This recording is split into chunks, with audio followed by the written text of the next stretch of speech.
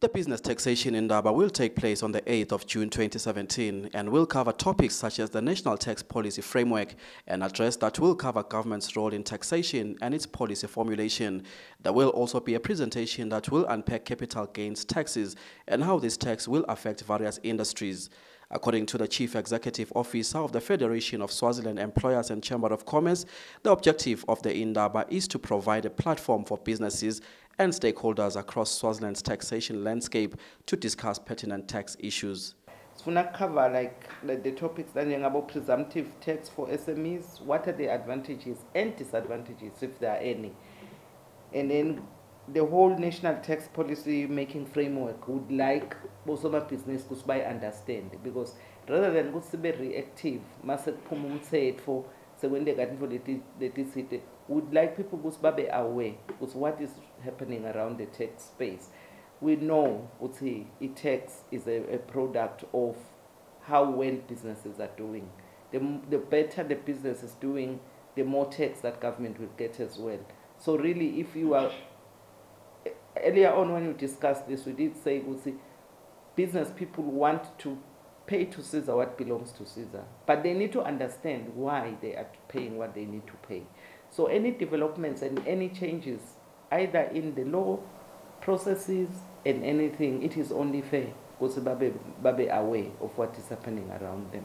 Ntando also said promoting tax compliance within the business community would enable the sustainability and growth of businesses in the country, emphasizing that the continued dialogue between the tax collector and the taxpayer would strengthen their existing relationship. Wonke muntu lo business kangwane kuyatiwa vile we need to comply. It's a law, and if it's a law of the country, we need to comply.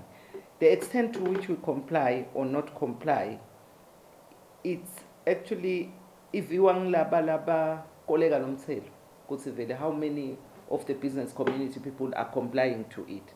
So whether, even if you had your taxes, your revenue in 200% of what it is now, you would still need to comply to tax.